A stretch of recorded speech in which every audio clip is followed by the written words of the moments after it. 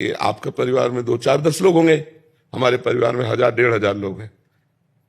2-4-10 बच्ची बच्चा होंगे, या देखो ना सैकड़ों की संख्या में बच्ची बच्चा और सब अलग अलग घरों से आए हुए। तो मतलब आपको तो 2 बच्चा संभालना मुश्किल पड़ जाएगा। अगर एक बच्चे से कहोगे मोबाइल नहीं, तो तुम्हारी आज्ञा का उल्लंघन कर देगा, और यहां मोबाइल नहीं तो आजीवन टच नहीं करेगा। सब पढ़े लिखे बच्चे हैं, है नहीं? अच्छा, आपको जिम्मेवारी कितनी संभालनी है? हमारी दिमाग की जिम्मेवारी है।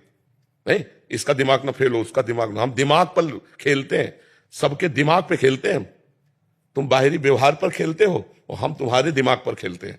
आज के बाद ये नहीं करूंगा, अब ऐसा चलूंगा, अब ऐसा चलूंगा, बाबा ने ये बोला है, अब ऐसा चलूंगा। ये छोटी मोटे कार्य थोड़ी, ये भक्ति की महिमा है।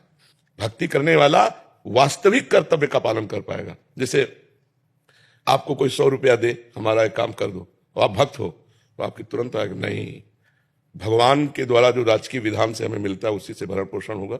अगर तुम्हारा कार्य करने योग्य है तो मैं ऐसे ही कर दूंगा, और करने योग्य नहीं तो तुम करोड़ों रुपया दो तो भी नहीं करूंगा। ये तुम्हारी जिद हो जाएगी। ऑफिसर आपसे कुछ गलत कराना चाहता है तो आप अभी इस्तीफा ले लीजिए, मैं गलत नहीं करूंगा क्योंकि मैं भगवान का भक्त हूं। मतलब एक आपका अलग स्वरूप आ जाएगा। अभी एक नौकरी छूट गई तो जीऊंगा कैसे? तो फिर आपके अंदर आएगा कि मैं भगवान का जन हूं, गलत नहीं करूंगा, चाहे भीख मांग के खाना पड़े, गलत नहीं करूंगा।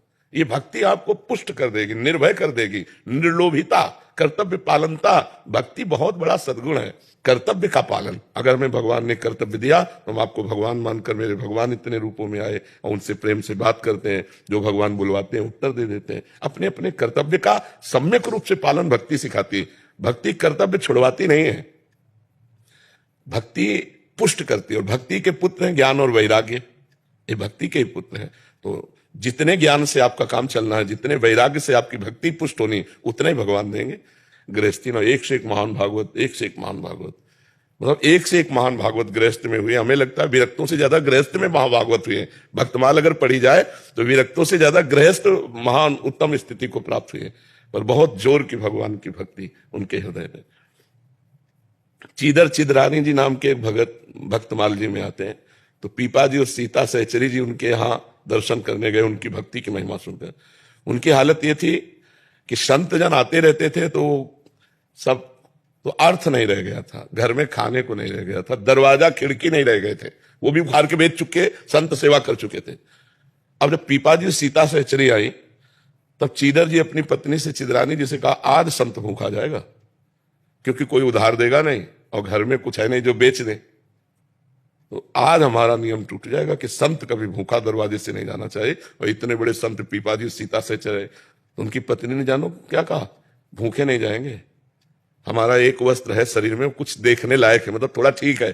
क्योंकि चीदर जी की तो द्रुपटी धोती लपटी हुई थी तन में, उन्होंने अपना वस्त्र उतार दिया और कहा बाजार में बेच दो, चना गुड़ तो मिल जाएगा, कुछ तो मिल जाएगा, भूखे तो नहीं जाएंगे।